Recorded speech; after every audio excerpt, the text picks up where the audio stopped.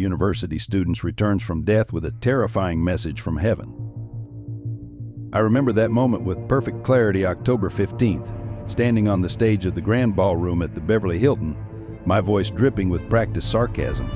The American Atheist Convention had made me their keynote speaker, and I was in rare form that evening. "And then they tell us about miracles," I said, earning knowing laughs from the crowd, about burning bushes and parting seas, about a man who walked on water and rose from the dead. Well, I've been in this business long enough to know good fiction when I see it. The audience erupted in applause. That's when I felt it, a sharp, crushing pain in my chest. The microphone slipped from my fingers, hitting the stage with a thunderous boom that echoed through the suddenly silent ballroom. I clutched at my chest, my knees buckling beneath me. The last thing I saw before collapsing was Sarah Thompson's mother in the front row, her eyes filled not with hatred, but with pity. 3 weeks later, the media circus was in full swing. CNN's headline screamed Pacino's divine intervention. Actor claims afterlife experience. Fox News ran with Hollywood icon's religious conversion shocks industry.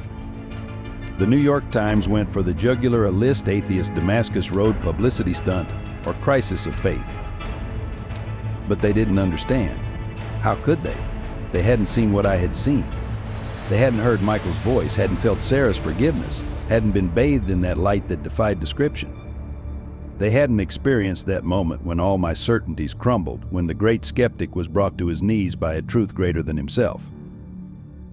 Little did they know my collapse at that podium wasn't just a medical emergency, it was the beginning of a journey that would tear my life apart and rebuild it in ways I never could have imagined. A journey that would cost me everything I thought I valued, only to give me everything I never knew I needed. And it all started with my death. As you find yourself drawn into this extraordinary journey between life and death, faith and doubt, take a moment to join our community. Subscribe now to unlock more soul-stirring stories that challenge our understanding of existence and transform lives. Every subscription illuminates another seeker's path. Long before that fateful night at the Beverly Hilton, I had a different life, a different faith. Michael was 6 when the accident happened, just a small boy with my eyes and his mother's smile, clutching his beloved baseball glove in the back seat. I was filming in New York, too busy to fly back for his little league game. "Next time, buddy," I'd promised over the phone. "Daddy will be there next time." There would be no next time. The call came at 3 a.m. A drunk driver had run a red light. The impact was instant, they said. He didn't suffer. As if that was supposed to comfort me, knowing my son's life had been snuffed out in the blink of an eye while I was thousands of miles away reading scripts and attending premieres. Maria couldn't look at me after that. Maybe she saw in my face what I saw in hers, the empty space where our son should have been. We tried therapy, grief counseling, even a spiritual retreat. But how do you rebuild a marriage when its foundation has been shattered? The divorce papers came 6 months later. I signed them without argument. That's when the anger started, not the hot, explosive kind that makes headlines, but something colder, more calculated. I began dissecting every platitude people offered. He's in a better place. God has a plan. Everything happens for a reason. Each well-meaning comment felt like another betrayal. I threw myself into research, devouring books on philosophy, science, and religious criticism. I found comfort in cold logic, in the mathematical certainty that the universe was random and meaningless. But it was easier that way. If there was no God, there was no one to blame for Michael's death except a drunk driver and bad timing. My public statements against religion became increasingly pointed, intellectual arguments sharpened by personal pain. I wrote essays, gave interviews, and became a celebrated voice in atheist circles. At least Pacino's tragedy gave him clarity, they said. At least he's using his platform to speak truth. But it wasn't truth I was speaking, it was grief masked as reason, pain disguised as intellectual superiority. I didn't realize it then, but every argument against God was really an argument with myself, with the father I had failed to be, with the protector who hadn't been there to protect. The Hollywood community embraced my transformation. Being an outspoken atheist became part of my brand, as much as my method acting or my iconic roles. Directors sought me out for parts that challenged religious norms. I played scientists, philosophers, and yes, even fallen priests. Each role felt like another nail in the coffin of my former faith. Then came the incident with Sarah Thompson. She was 19, a film student at USC, and a devout Christian who approached me after a lecture. She wanted to know how I could be so certain there was nothing beyond this life. Her brother had recently died, she said, and her faith was all that kept her going. I remember the exact words I used to dismantle her beliefs, the precise arguments I employed to show her the futility of her faith. I was proud of that moment, proud of how articulately I had exposed the hollow comfort of religion. 2 weeks later, her mother called to tell me Sarah had taken her own life. In her final note, she quoted my words about the meaninglessness of existence. I didn't attend the funeral. I told myself it wasn't my fault, that if her faith was so easily shaken, she would have lost it anyway. I added her name to the list of things I refused to think about, right next to Michael's baseball glove and Maria's goodbye. But sometimes in the quiet hours before dawn, I would wake to the sound of children laughing, Michael and Sarah playing together in some distant place I didn't believe in. Those mornings I would reach for the bottle of scotch I kept by my bed, drinking until the laughter faded and I could pretend once again that the void inside me was wisdom rather than wounds. That was who I was the night I took the stage at the Beverly Hilton.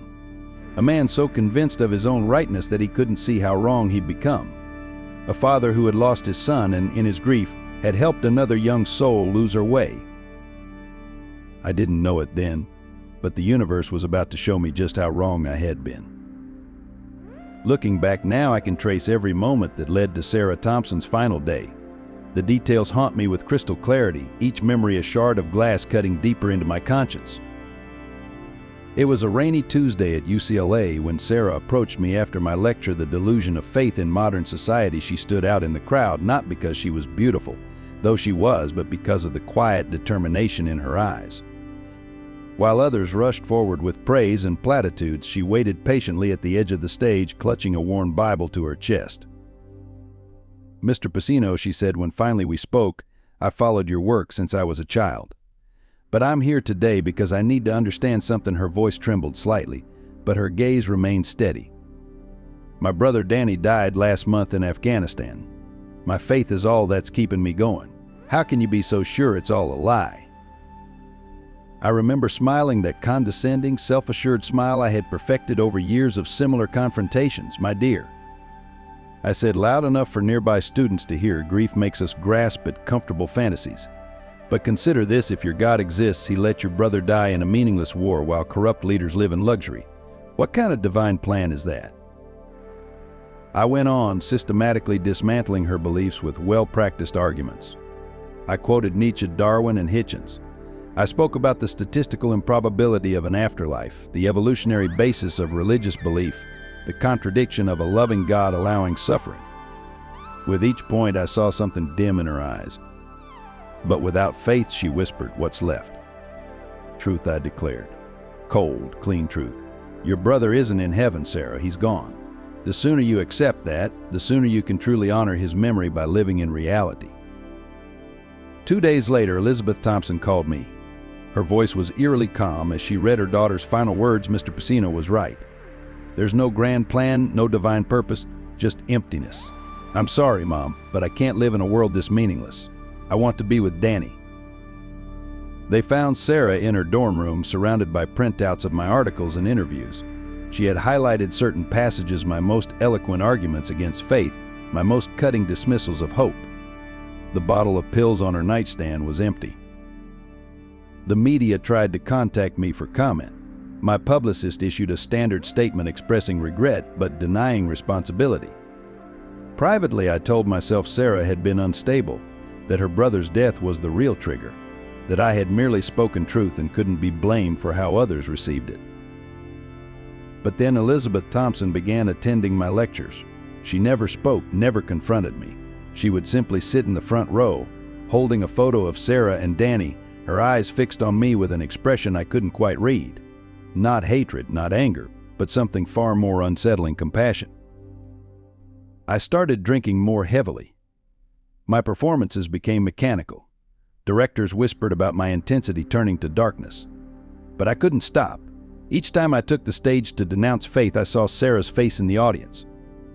Each time I ridiculed believers, I heard her final question: "What's left?" the night before my collapse at the Beverly Hilton. I dreamed of Sarah and Michael playing together in a garden I didn't recognize.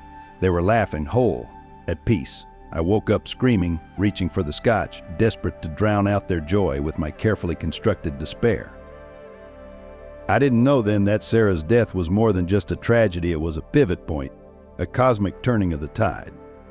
That God, if he existed, had finally decided enough was enough, that my comfortable certainties were about to be shattered in ways I could never have imagined. But first I had one more speech to give, one more chance to prove how right I was, how wrong they all were. One final moment of pride before the fall. Elizabeth Thompson would be there watching, waiting, knowing something I didn't yet understand, that sometimes the greatest act of love is to let someone hit bottom so they have nowhere to look but up. The pain was unlike anything I'd ever experienced. One moment I was standing at the podium, savoring the crowd's approving laughter at my latest jab against religious faith. The next, it felt like a giant fist had reached into my chest and was squeezing my heart with crushing force. I remember the microphone hitting the floor with a deafening boom.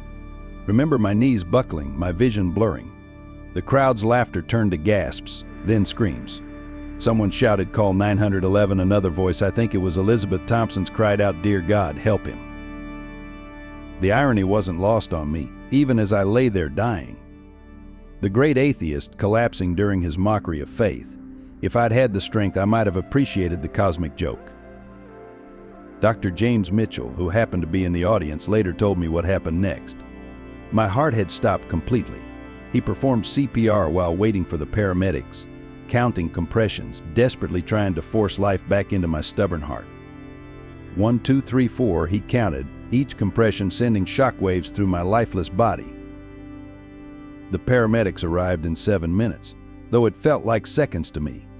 They used the defibrillator 3 times. Clear the electricity coursed through me, making my body arch off the floor. Nothing. Clear again. Nothing. Clear the 3rd time, still nothing. Time of death was called at 9:47 p.m. For 4 minutes and 33 seconds I was clinically dead. No heartbeat, no brain activity, no life by any medical definition. Dr. Mitchell said they were about to give up when my heart suddenly started beating again, defying all medical explanation. But those 4 minutes and 33 seconds? They weren't empty. They weren't the mere firing of dying neurons that I'd so often claimed near-death experiences to be. They were more real than anything I'd experienced in my 68 years of life. The first sensation was one of floating. The pain vanished instantly, replaced by a profound sense of peace. The chaos around my body, the shouts, the medical interventions, the panic seemed distant and unimportant. I felt myself rising, watching the scene below as if from a great height. I saw Elizabeth Thompson kneeling beside my body, praying fervently. Saw Dr. Mitchell's determined face as he performed CPR. Saw the paramedics working with professional urgency. But it all seemed like a play, a performance that no longer involved me. Then came the tunnel. Not the cliched bright light at the end of a dark passage that I'd mocked so often in my speeches. This was different. It was as if reality itself was folding, creating a pathway through dimensions I'd never imagined could exist. The sensation of movement was extraordinary. Not flying, not floating, but something else entirely, as if my consciousness was being gently drawn toward something I'd spent my entire life denying. I remember thinking with startling clarity, if this is death, I've been wrong about everything the thought should have terrified me, but instead it filled me with a strange sort of joy. All my carefully constructed arguments, all my intellectual defenses were crumbling in the face of this experience. As I moved through this impossible space, I became aware of a presence. No, multiple presences. They were all around me, these beings of light that seemed to radiate pure love. I couldn't see them in any conventional sense, but I could feel them, could sense their joy at my arrival. And then, just before I emerged from the tunnel into what lay beyond, I heard a voice I hadn't heard in 20 years but would recognize until the end of time. "Dad," Michael said, "we've been waiting for you." That's when I knew. This wasn't a hallucination. This wasn't my dying brain creating comforting fantasies. This was real. And everything I thought I knew about life, death, and the nature of existence was about to change forever. The light beckoned, and within it, I could see 2 figures waiting. My son Michael, and beside him, smiling with that same gentle determination I remembered, Sarah Thompson. They were about to show me truths I'd spent a lifetime denying, but first they had something else to show me: the consequences of my choices, the ripple effects of my unbelief, and the incredible power of divine love to heal even the deepest wounds. As I approached the light, reality began to shift in ways that defied my lifetime of rational explanations. Colors I'd never seen before danced at the edges of my perception. Music, if you could call it that, seemed to emanate from everywhere and nowhere, a harmony so perfect it made Mozart sound like child's play. "Welcome home, Dad," Michael said again, his voice carrying the same warmth I remembered from our last phone call. He appeared as I remembered him, but also more. It was as if I could see every age he would have been: the 6-year-old who died, the teenager he never became, the man he would have grown into, all existing simultaneously. Sarah stood beside him, radiant with a peace that made my heart ache. Gone was the troubled young woman from my lecture hall.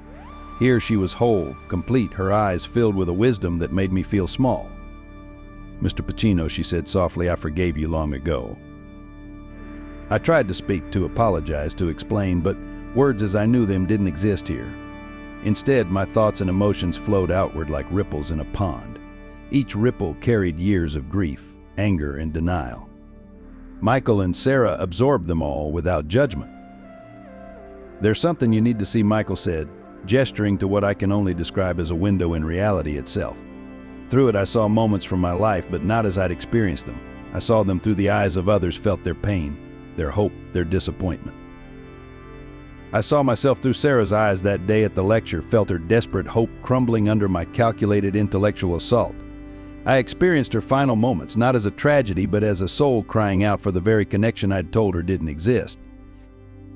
"But that's not all," Sarah said, her voice gentle. "Look." The scene shifted. I saw Elizabeth Thompson, not as the silent accuser at my lectures, but as a mother whose faith had given her the strength to forgive her daughter's destroyer. I felt her prayers for me, not for vengeance, but for healing. Suddenly, a presence enveloped us, vast beyond comprehension, yet intimately personal.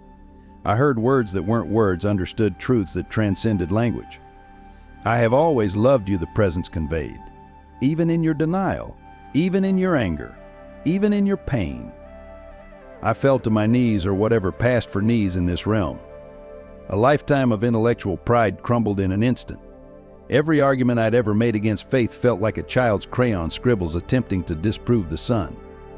"Why?" I managed to ask. "Why show me this now?" Michael knelt beside me, his hand on my shoulder. "Because, Dad, your work isn't finished.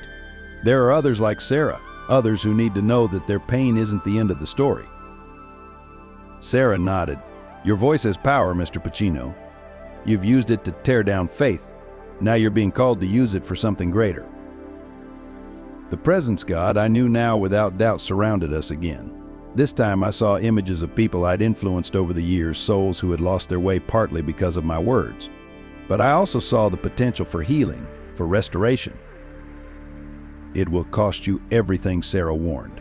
"Your reputation, your standing, many of your friends. The world that once celebrated your unbelief will turn against you." "But you won't be alone," Michael added. "We'll be watching, and others will stand with you." I understood then that I was being offered a choice. I could stay here in this place of perfect peace, or return to a life that would become infinitely more complicated. The intellectual fame I'd built would crumble. The certainties I'd claimed would be replaced by a truth far more challenging. Before I could respond, the light began to pulse. The presence spoke again, not in words but in pure understanding. My time here was ending. A decision had to be made. Michael hugged me one last time. "Remember everything you've seen, Dad. Remember that love is stronger than doubt. That faith isn't the opposite of reason, but its fulfillment." Sarah's final words followed me as the light began to fade. "Tell them, Mr. Pacino. Tell them there's so much more than emptiness. Tell them we're all part of a story bigger than ourselves." Then the tunnel reversed, reality folded back, and I felt myself being pulled toward my body. But I was no longer the same man who had collapsed on that stage. I was returning with a mission and a message that would shake the foundations of everything I'd once believed. The realm of light shifted, becoming an intimate space that defied physical description. Michael stepped forward first, no longer just the 6-year-old from my memories, but a beautiful amalgamation of all he could have been. His smile, Maria's smile, pierced my heart with its familiar warmth. "Dad," he said, his voice carrying echoes of both child and man, "I've watched every movie you've made since I left. Even the bad ones," he laughed, that infectious giggle I'd tried so hard to forget. "Especially the bad ones." I reached for him, expecting my hands to pass through what must surely be an illusion. Instead, I felt solid warmth, real flesh, the same small shoulders I used to carry on my back. The sob that tore from my throat was primal, decades of suppressed grief breaking free at last. "I'm so sorry," I wept, holding him tight. "I should have been there. The game. I should have come home for your game." Michael pulled back, wiping tears from my cheeks with a tenderness that undid me completely. "Dad, I never blamed you. Neither did Mom. You've been carrying this weight for so long, punishing yourself, pushing away everyone who tried to help." Including me came Sarah's voice. She stepped into view, radiant with a peace that made her earthly beauty pale in comparison. Gone was the desperate young woman from my lecture hall, replaced by a soul made whole by divine love. I couldn't meet her eyes. "Sarah, what I did to you was born of your own pain," she finished. "I understand that now. Here, everything is clearer." She took my hand, and suddenly I was experiencing her final moments on earth, not as the tragedy I'd imagined, but through her own perspective. I felt her despair, yes, but also the moment of clarity just before death. Saw how my words had been the catalyst, but not the cause.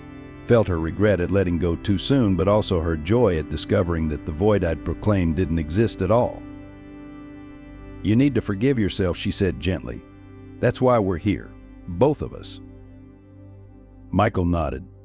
"Your grief over losing me became a weapon, Dad. You thought you were fighting against false hope, but you were really fighting against love itself."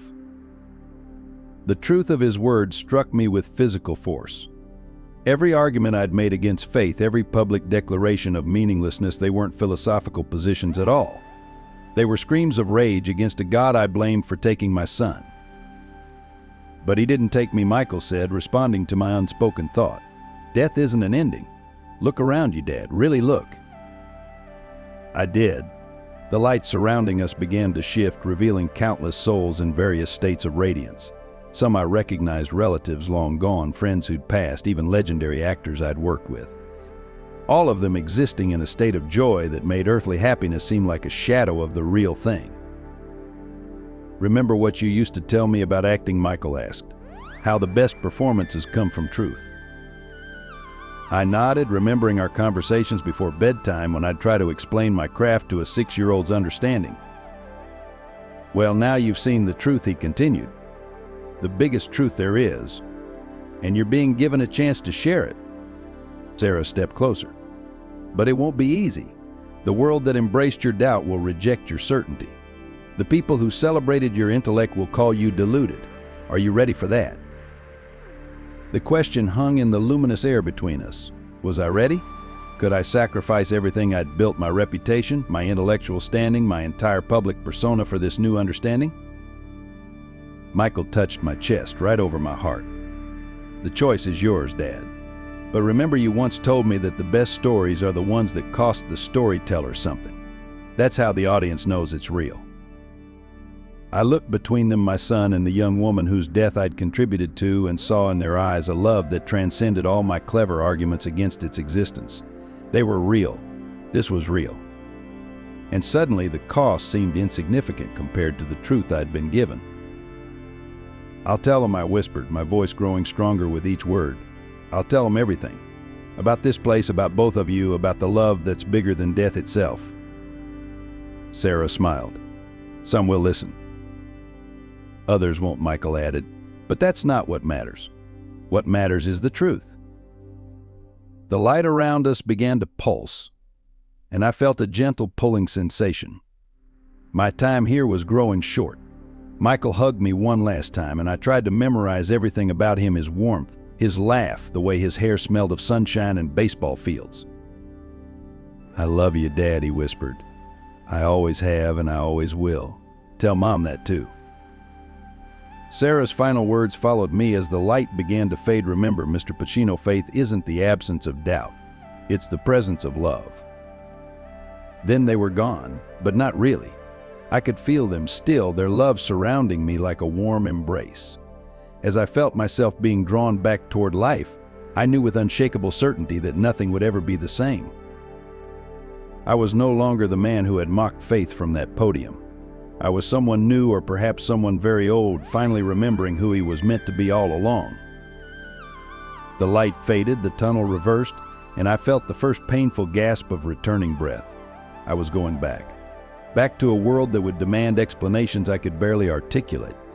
Back to skeptics who would dismiss my experience as mere hallucination.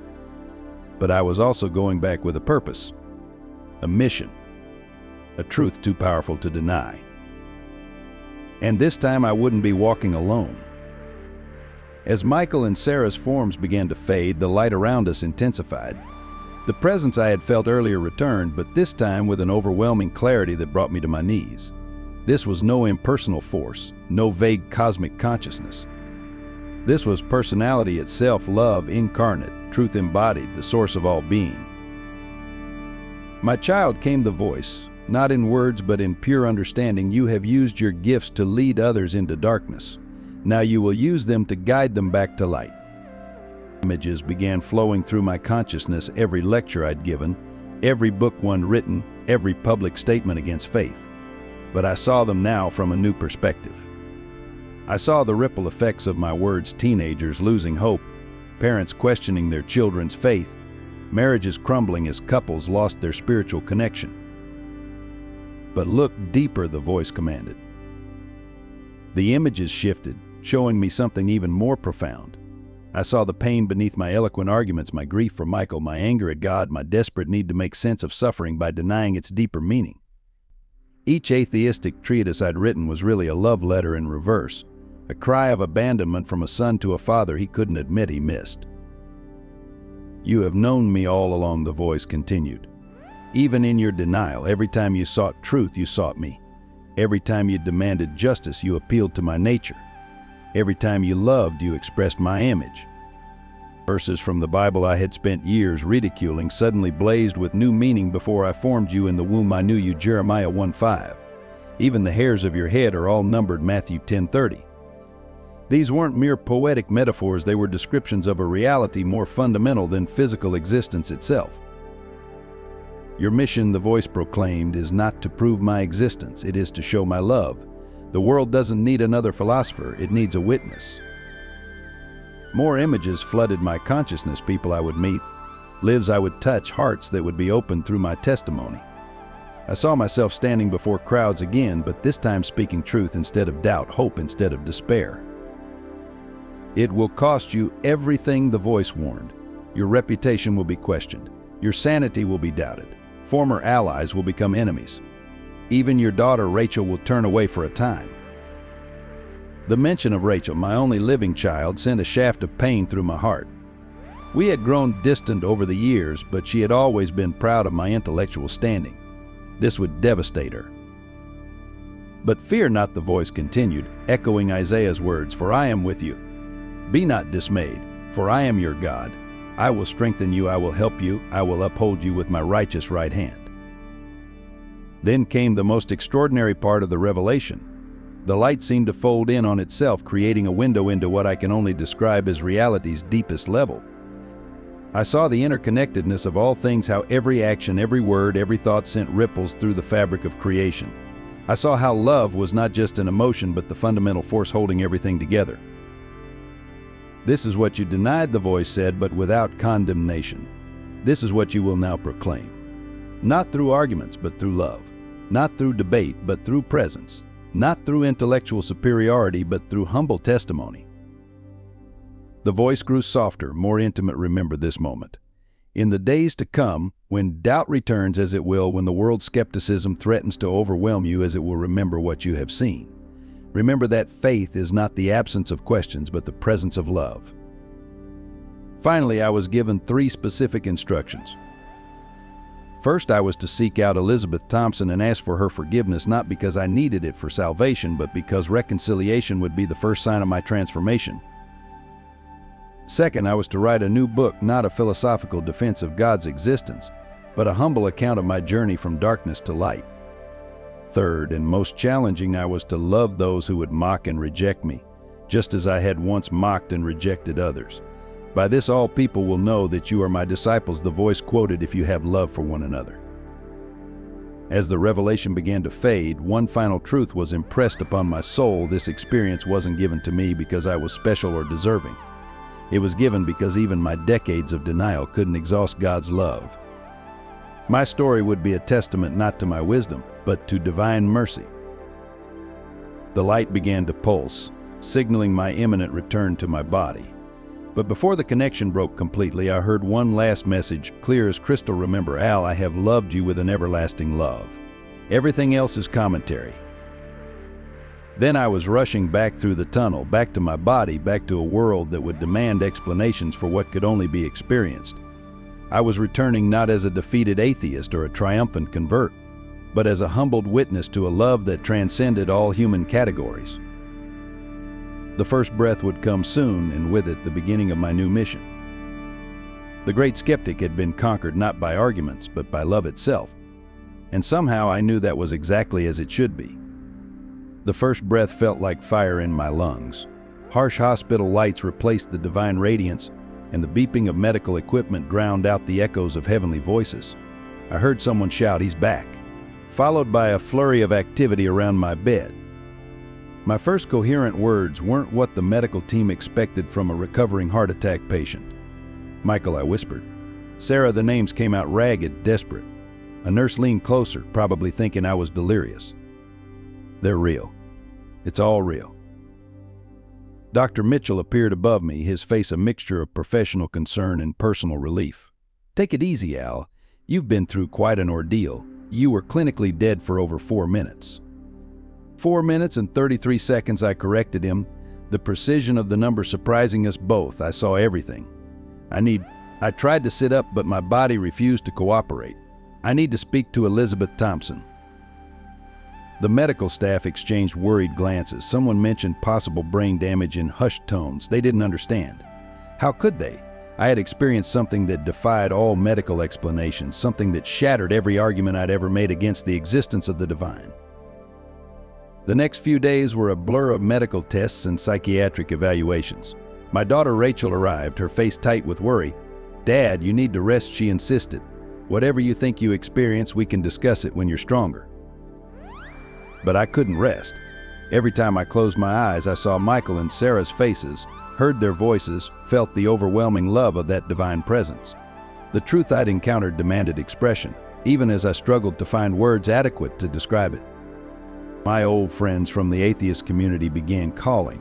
They'd heard rumors about my deathbed conversion and wanted to help me think clearly about what had happened. Their concerned emails and messages all carried the same subtext: "Don't throw away your intellectual reputation over a hallucination." One morning I woke to find Richard Dawkins himself sitting by my bedside. He'd flown in from Oxford ostensibly to check on an old friend, but I recognized the mission in his eyes. He said gently, "You understand what happens to the brain during oxygen deprivation. All these religious experiences can be explained by simple neurochemistry." I looked at him, this man I'd once admired, whose arguments I'd once championed, and felt an overwhelming combination of compassion and sadness. "Richard," I replied, "I used to think that too. But what I experienced, it wasn't my brain creating meaning. It was meaning creating my brain." He left shortly after, shaking his head in disappointment. Later that day, the American Atheist Association issued a statement distancing themselves from my unfortunate mental state following a serious medical episode.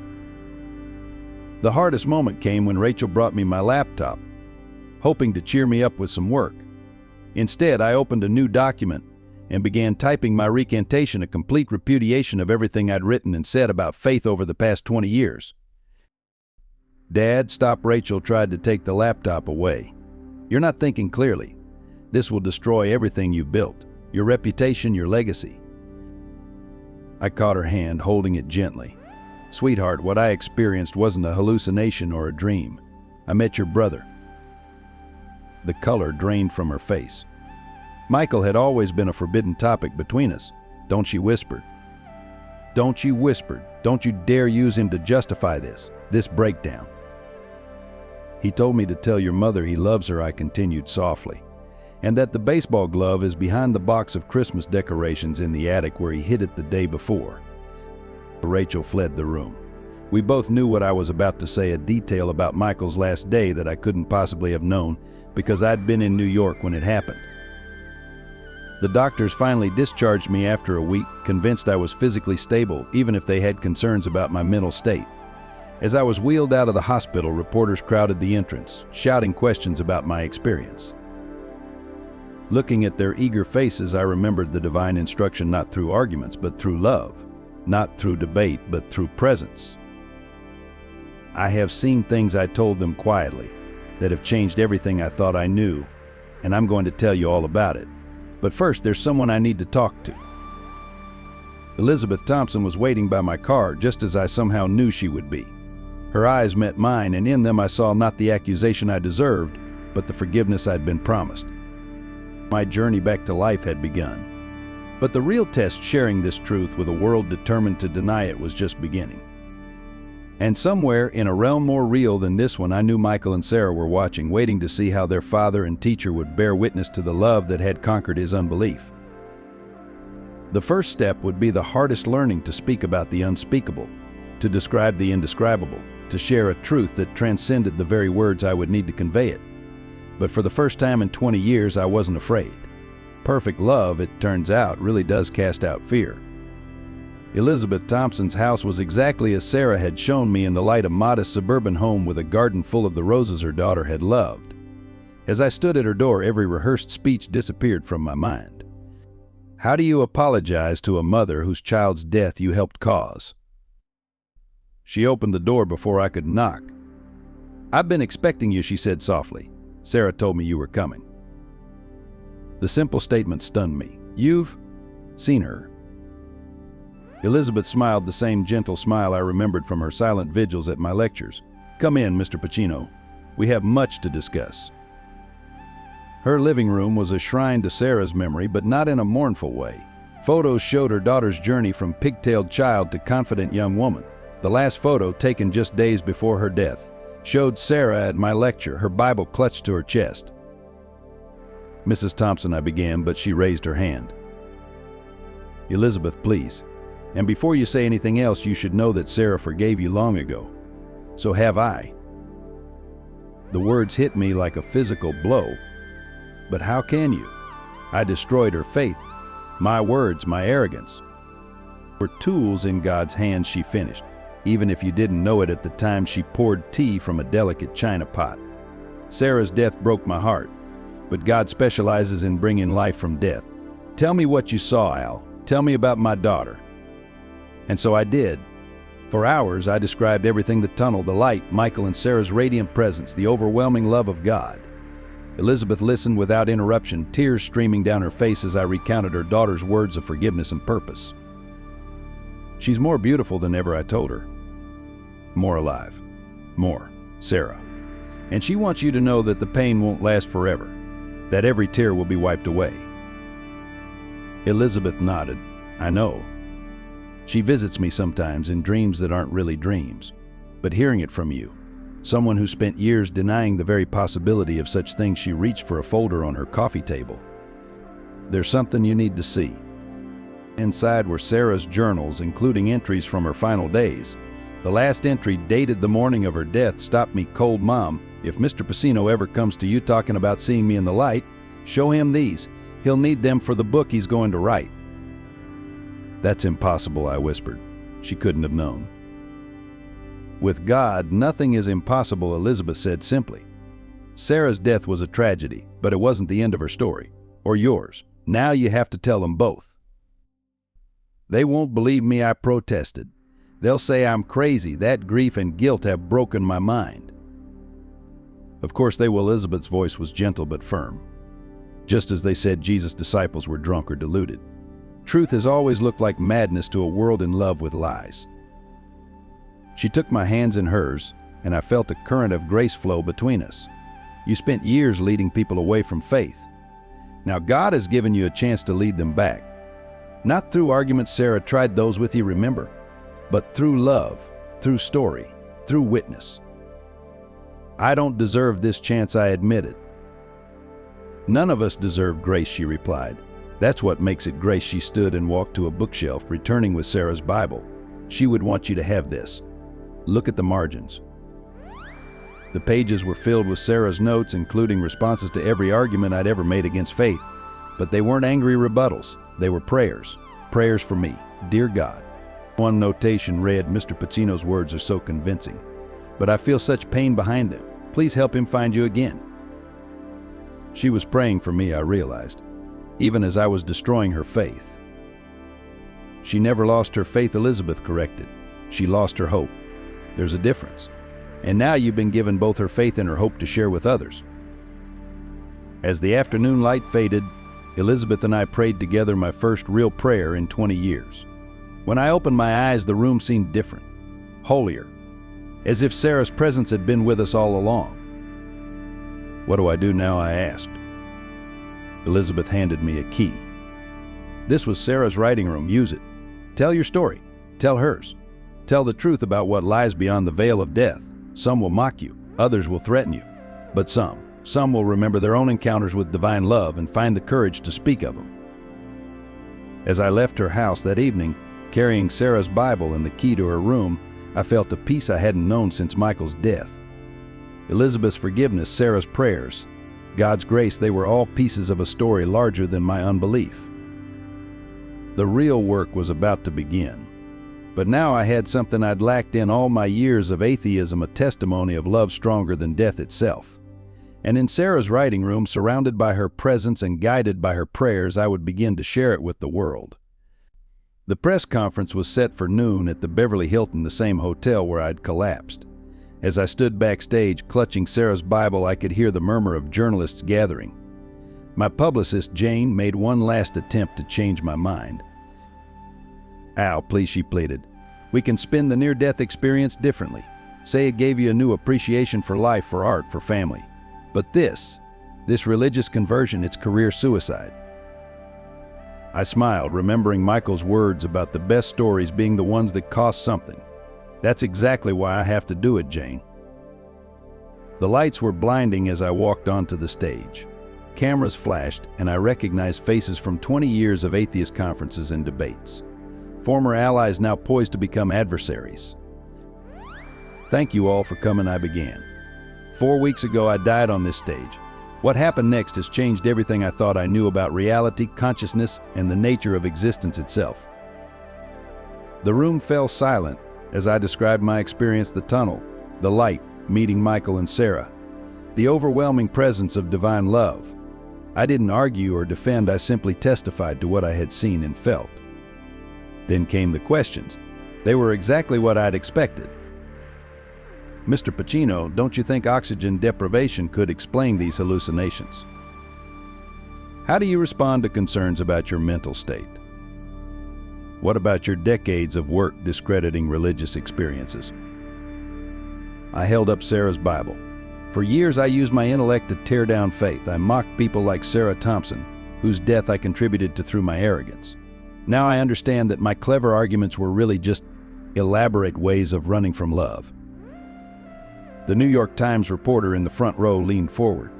Are you saying you were wrong about everything? No, I replied. I was wrong about the most important thing. I claimed that life had no meaning beyond what we created. But I discovered, no, I experienced that love is the fundamental reality of the universe. Everything else is commentary. Social media exploded within hours. My former atheist colleagues posted long analyses of near-death experiences and brain chemistry. YouTube filled with clips of my previous speeches, now paired with worried commentaries about mental decline. The American Humanist Association publicly revoked the Freethinker of the Decade award they'd given me 5 years earlier. Richard Dawkins tweeted, sad to see a great mind succumb to primitive superstition. Grief and guilt can break even the strongest rational faculties. But what surprised me were the private messages that began flooding in. People sharing their own encounters with the divine, experiences they'd never dared speak of for fear of ridicule. A quantum physicist describing a moment of transcendence in her lab. A grieving father who'd seen his deceased daughter in a dream that felt more real than waking life. The Hollywood Reporter ran a scathing piece. Pacino's religious delusion, the fall of a rational icon. Variety was kinder but still skeptical. Method acting or religious conversion? Pacino's latest role raises questions. Then came the interview requests. Every major network wanted the exclusive. But following an inner prompting I'd come to recognize as guidance, I chose a small Christian network instead. Their viewership wasn't large, but they would let me tell the whole story, including the parts about Sarah and Michael.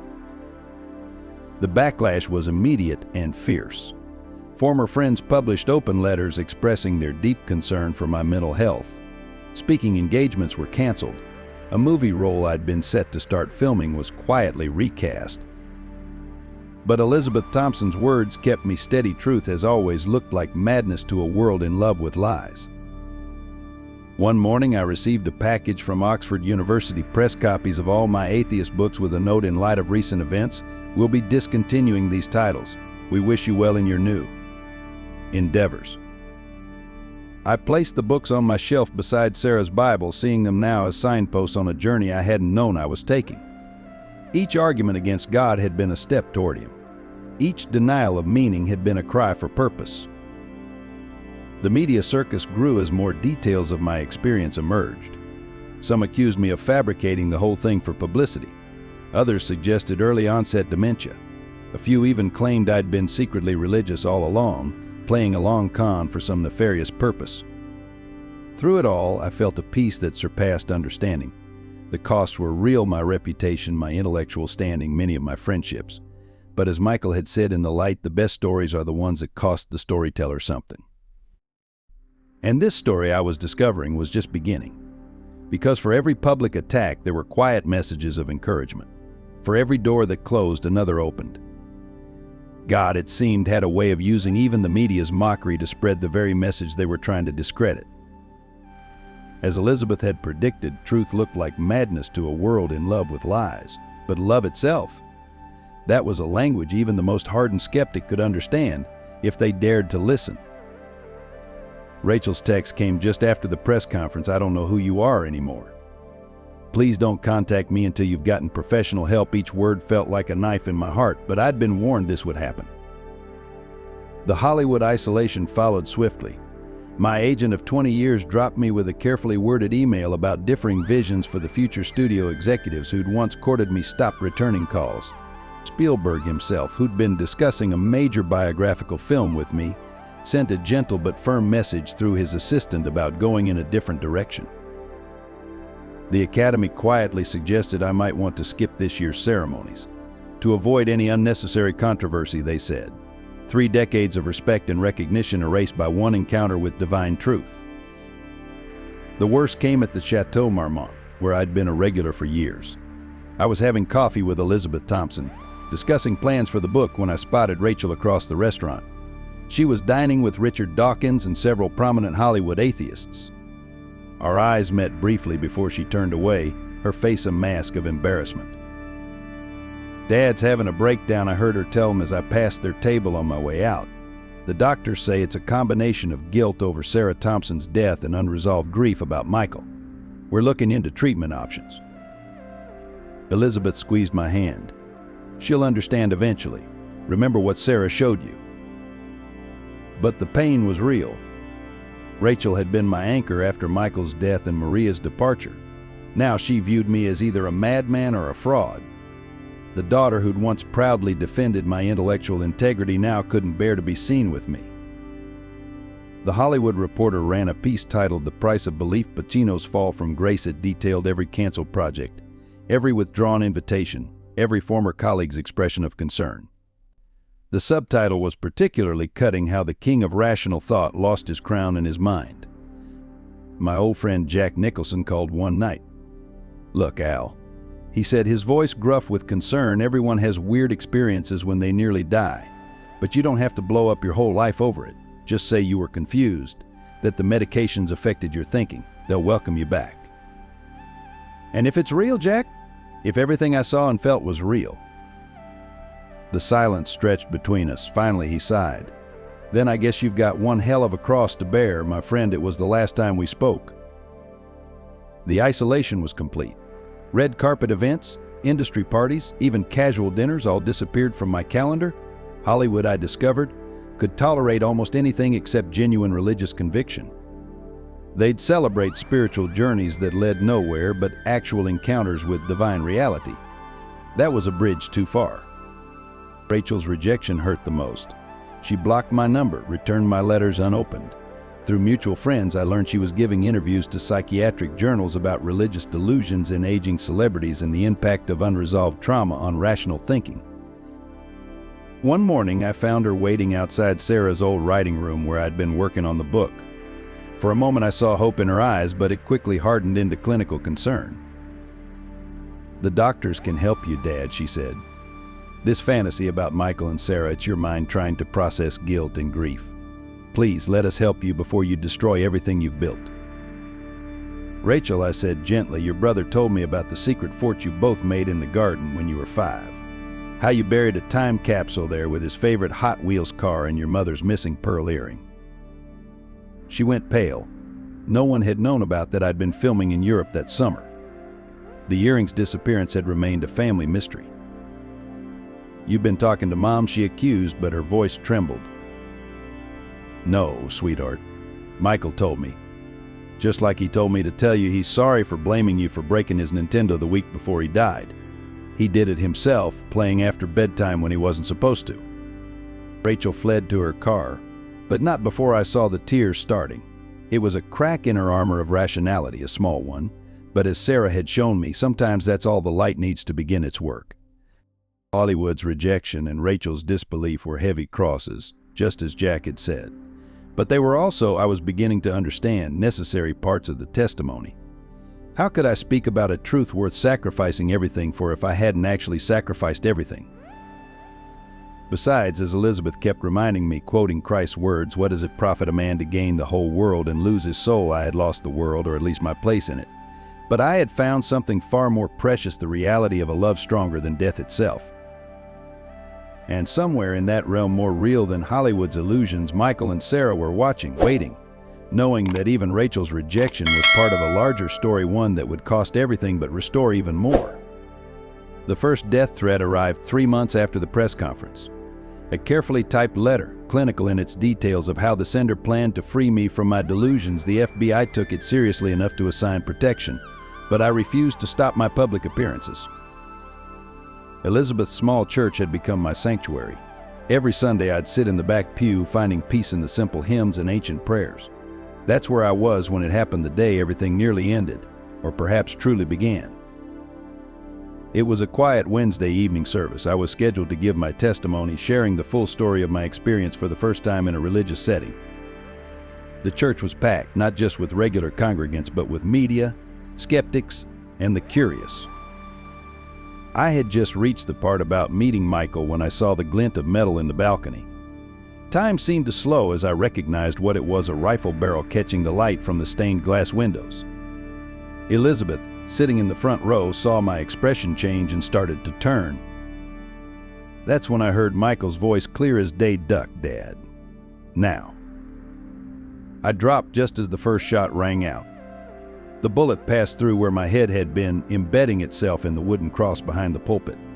Screams erupted as people dove for cover. 2 more shots followed in quick succession. But something extraordinary happened in that chaos. Instead of running, Elizabeth Thompson stood up and walked calmly toward the shooter, her arms raised in a gesture of peace. In the name of Jesus, she called out, her voice carrying over the panic, "Put down the gun." The shooter, a young man I would later learn was a former student of mine, hesitated. I could see the conflict on his face even from a distance. "He's destroying everything we built," he shouted. "All the progress, all the reason." "No," Elizabeth replied, still walking forward. "He's sharing a truth you're afraid to face. The same truth your sister tried to tell you before she died." The gun wavered. Later we would discover that the shooter's sister had had her own near-death experience years ago, but he had dismissed her attempts to share it, just as I once had. She died of cancer, still trying to convince him of what she'd seen. Time stretched like taffy as Elizabeth climbed the stairs to the balcony. The young man was weeping now, the rifle shaking in his hands. When she reached him, she didn't try to grab the weapon. She simply embraced him, holding him like a mother would hold a wounded child. The gun clattered to the floor. As the police rushed in, I heard the shooter sobbing. I saw her too, in my dreams. But I wouldn't believe. In the aftermath, as the media swarmed and the authorities took statements, I sat in the church office with Elizabeth.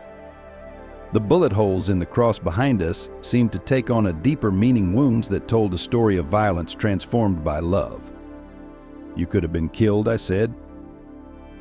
Elizabeth smiled, that gentle smile I'd come to know so well. "Perfect love casts out fear," she quoted. "Besides, Sarah told me this morning to wear my blue dress. She always loved how it looked with the evening light through the stained glass." I stared at her, understanding dawning. "You knew something would happen." "I knew God would use whatever happened," she corrected. "Even an assassination attempt can become a testimony of love's power to overcome hatred." The young man, James Marshall, would later become one of our strongest allies, his own story of transformation touching hearts that my testimony couldn't reach. But that night, sitting in the quiet church office with bullet holes in the cross and grace hanging thick in the air, I understood something profound about the nature of God's love. It wasn't just about surviving death, it was about transforming it. Every attempt to silence the truth became another opportunity for that truth to shine brighter. Every act of violence became a chance for love to demonstrate its power. As the police finally left and the last reporters packed up their cameras, I touched one of the bullet holes in the cross. "Thank you, Michael," I whispered, "for saving my life again." And somewhere in that realm more real than this one, I knew my son was smiling. The call came at midnight. Rachel had been driving home from a talk show where she'd been discussing my religious delusions when her car hydroplaned on the rain-slicked Pacific Coast Highway. The guardrail hadn't held.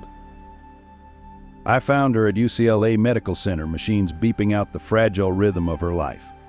The doctors spoke in carefully measured tones about severe trauma, internal bleeding, and preparing for all possibilities. As I sat by her bed holding her limp hand, I remembered how small that same hand had felt on the day of Michael's funeral. "Please," I prayed, my first real prayer since my own experience, not my daughter too, not Rachel. The hours crept by. Elizabeth arrived with coffee and sat with me, her quiet presence an anchor in the storm. Around dawn, Rachel's heart stopped. As the medical team rushed in with their equipment and urgent voices, I felt something shift in the room's atmosphere. "She's with them now," Elizabeth said softly. "With Michael and Sarah." The doctors worked frantically, shocking Rachel's heart once, twice, 3 times. But I knew somehow that these moments weren't about ending or beginning, they were about choice. Just as I had been given a choice in that realm of light, now Rachel was facing her own. Minutes stretched into eternity.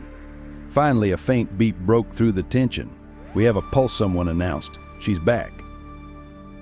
But I could see in Rachel's face that she was different. Whatever she had experienced in those minutes of clinical death had changed her as profoundly as my own experience had changed me. When her eyes fluttered open hours later, tears were streaming down her face. "Dad," she whispered, her voice hoarse. "Dad, I'm so sorry. I saw them. Michael and Sarah. They showed me everything." I leaned closer, squeezing her hand. "I know, sweetheart. I know." Michael was playing baseball, she continued, the words tumbling out.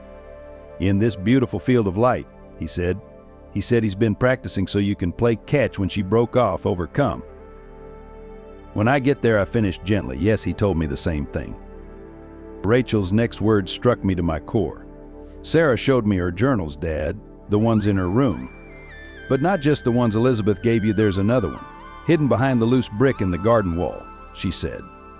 Rachel paused, gathering strength. She said, "It contains the proof you'll need when the book is attacked." Elizabeth gasped softly. We hadn't told Rachel about the book one was writing, nor about Sarah's journals. And the brick wall detail that was something only Sarah could have known. "They're so happy, Dad," Rachel continued, her voice growing stronger. "So alive. Everything you said was true. Why didn't I believe you? Why did I fight so hard against something so beautiful?" I stroked her hair just as I had when she was small. "Because you loved me, sweetheart. You thought you were protecting me. Just like I thought I was protecting others from false hope when I preached against faith." The doctors were amazed by Rachel's recovery. Injuries that should have taken months to heal improved in weeks. But the real miracle wasn't physical, it was the transformation I saw in her eyes. The clinical skepticism had been replaced by a wonder that reminded me of her childhood self. "We have work to do," she told me once she was strong enough to leave the hospital. "Sarah showed me what's coming, the attacks, the accusations, the attempts to discredit your story. We need to be ready." Elizabeth found the hidden journal exactly where Rachel had said it would be. Its contents would prove crucial in the months ahead, but that's another part of the story. For now, sitting in Rachel's hospital room as she shared her own glimpse of the divine, I marveled at how God had turned even this near tragedy into a testimony of love's power to heal and restore. "Michael said one more thing," Rachel added, drifting toward sleep. "He said to tell you that in the end, love wins. Always." And in the quiet of that hospital room, holding my daughter's hand and sharing knowing looks with Elizabeth, I believed him completely. As Rachel gained strength, she began sharing more details of her experience in that realm of light. We sat in the hospital garden one morning, the California sun warming our faces as she described everything she had seen. "It wasn't like a dream, Dad," she began, her hands trembling slightly around her coffee cup. "It was more real than this moment, more real than anything I've ever known." She described being drawn through the same tunnel of light I had experienced, but her guide had been Sarah, not Michael initially. She was so different from the photos, Rachel said. So radiant. "The first thing she did was hug me and say, 'Your father's been telling the truth. Let me show you.'" Sarah had led Rachel through what seemed to be a vast library of light. Every book contained someone's life story, Rachel explained. "Sarah showed me yours, Dad. I saw everything, your pain after Michael died, your anger at God, your years of running from love itself. But I also saw how every moment was leading you back to the truth." Then Michael had appeared, still wearing his Little League uniform, but somehow ageless at the same time. "He took me to this incredible baseball field," Rachel continued, tears flowing freely now. "But it wasn't just a field, it was like every happy moment our family ever had, all happening at once. I saw us having picnics, opening Christmas presents, even that horrible camping trip where you burnt all the marshmallows. What struck me most was how precisely her descriptions matched what I had seen, details we had never discussed because she had refused to hear them. She spoke of the same overwhelming love, the same sense of all moments existing simultaneously, the same feeling of being known completely and loved absolutely. "Sarah showed me her new journal entries," Rachel said, her voice filled with wonder. "She's still writing, Dad, still telling stories. But now she writes them directly into people's hearts. She showed me how every life she touched, including mine, became part of her ongoing story." The most profound moment had come when Michael showed her the true nature of time. "It's not a line," she explained, struggling to put ineffable concepts into words. "It's more like a book that's already written but still being written. I saw your experience, Dad, happening simultaneously with mine. I saw Sarah's death and her rebirth. I saw every moment of doubt and every moment of faith all existing in this eternal now. Then came the part that broke my heart and healed it all at once.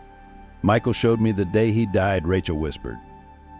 "But not from Earth's perspective, from heaven's. He showed me how you were the first person he saw after crossing over, even though your body was still in New York. Your love was with him, Dad. It never left him." Sarah had then given Rachel specific instructions about the hidden journal and the coming challenges. She said people will try to discredit your story, to explain it away with brain chemistry and psychology. The journal contains details no one could know, connections no one could fake. But more than that, it contains a truth that can only be recognized by those willing to see it. As Rachel spoke, other patients and visitors in the garden began to drift closer, drawn by the light in her eyes and the power of her words. Soon a small crowd had gathered, listening in reverent silence as she described the reality that waited beyond death's door. "The biggest thing I learned," she concluded, looking directly into my eyes, was that love isn't just an emotion or a choice. It's the fundamental fabric of reality itself. Everything else, time, space, matter, even our doubts and fears, is just a shadow of that greater truth. A nurse who had been listening wiped tears from her eyes. "My mother told me similar things before she died last year," she said. "I thought she was hallucinating from the medications." Rachel took her hand. She was seeing clearly for the first time, just as I did, just as Dad did. Looking at my daughter, transformed by her glimpse of divine reality, I understood why God had allowed this near tragedy. Some truths can only be spoken by those who have seen them firsthand. Some testimonies require more than one witness. And in that hospital garden, as Rachel shared her experience with growing confidence, I saw the beginning of something new, a father and daughter united not just by blood, but by a shared encounter with love itself. Rachel's transformation became the story that even hardened skeptics couldn't easily dismiss. As a prominent psychiatrist who had publicly diagnosed her own father with religious delusion, her near-death experience and subsequent testimony carried unique weight in both scientific and spiritual circles. Her first public appearance was on 60 Minutes, chosen specifically because of their reputation for hard-hitting skepticism. The interviewer began with typical cynicism. "Dr. Pacino, just months ago you were explaining your father's experience as a manifestation of guilt and unresolved grief. Now you're claiming to have had the same experience. How do you reconcile this?" Rachel's response left him speechless. "I don't reconcile it. I acknowledge that I was wrong. As a psychiatrist, I was trained to explain away transcendent experiences. But what happened to me, what happened to my father, exists beyond our current scientific framework. That doesn't make it less real. It makes our framework incomplete." She then revealed the contents of Sarah's hidden journal, discovered exactly where her near-death vision had indicated. The journal contained detailed prophecies, including the exact date and circumstances of Rachel's accident, written years before it happened. Independent handwriting experts confirmed its authenticity. The academic world was forced to take notice. The Journal of Near-Death Studies published a peer-reviewed paper examining both our experiences, co-authored by Rachel and several respected researchers. The paper's conclusion was revolutionary. While traditional scientific methods cannot fully validate transcendent experiences, the weight of correlating evidence in the Pacino cases suggests phenomena that warrant serious scientific investigation. Richard Dawkins himself requested a meeting. I attended with Rachel, watching in quiet amazement as my daughter systematically addressed every rational objection with both scientific precision and personal testimony. "You taught me to follow evidence wherever it leads," she reminded him, "even if it leads beyond materialism." The media narrative began to shift. Headlines changed from "Pacino's delusion claims new victim" to "Father-daughter near-death experiences challenge scientific paradigms." Major universities invited us to speak, not to mock but to explore the implications of our shared experience. But the most powerful vindication came through the lives we touched. People began sharing their own stories of divine encounters, no longer afraid of being labeled delusional. A movement started, combining rigorous investigation with open-minded exploration of transcendent experiences. Rachel established a research foundation, merging her psychiatric expertise with her new understanding of spiritual realities. "We're not asking science to prove the existence of God," she would explain. "We're asking it to expand its understanding of consciousness, reality, and the nature of human experience." The hidden journal proved crucial. Sarah had written detailed descriptions of conversations that would happen years after her death, including specific phrases Rachel and I would use in our public testimony. The statistical impossibility of such accurate predictions became a cornerstone of academic discussions about precognition and consciousness. Even Hollywood came calling, but this time with a different attitude. Rachel and I were no longer viewed as cautionary tales of mental decline, but as pioneers in the exploration of consciousness. The documentary Beyond the Light: The Pacino Testimonies won an Academy Award, marking a full-circle return to the industry that had once ostracized me. Elizabeth Thompson became a regular participant in our presentations, providing the crucial third strand of testimony. Her quiet certainty in Sarah's prophetic journal created a framework that neither scientific materialism nor religious fundamentalism could easily dismiss. "The truth," Rachel would often say in our joint appearances, "is bigger than our ability to explain it." But that doesn't make it less true. It makes it more worth exploring. The psychiatric community, my daughter's former domain, began developing new frameworks for understanding transcendent experiences. Rather than automatically pathologizing religious experiences, they started examining them with more nuanced criteria. But perhaps the most meaningful vindication came in private moments, when people would approach us after talks to whisper their own stories of divine encounters. "Thank you," they would say, "for helping me understand I'm not crazy. for giving me permission to believe what I experienced. Rachel's scientific credibility combined with my cultural influence created a unique platform for challenging the materialist paradigm that had dominated Western thought. We weren't just sharing a story anymore, we were part of a larger awakening to the reality of transcendent experience. And somewhere in that realm more real than this one, I knew Michael and Sarah were watching with joy as their testimonies continued to transform lives through our voices. On the first anniversary of Rachel's accident, we gathered in Elizabeth's garden to officially launch the Pacino-Thompson Foundation for Consciousness Studies. The setting was perfect. Sarah's roses in full bloom, the hidden brick where her prophetic journal had been found now serving as a cornerstone for a small memorial. This foundation, Rachel announced to the assembled guests, represents more than just research into near-death experiences. It's about bridging the gap between science and spirituality, between reason and faith. It's about honoring those who showed us the way, Michael, who never lost his childlike ability to see truth, and Sarah, whose death and continued presence became a light for others. The Foundation's mission was threefold: supporting scientific research into transcendent experiences, providing safe spaces for people to share their stories without fear of ridicule, and developing new frameworks for understanding consciousness beyond materialist paradigms.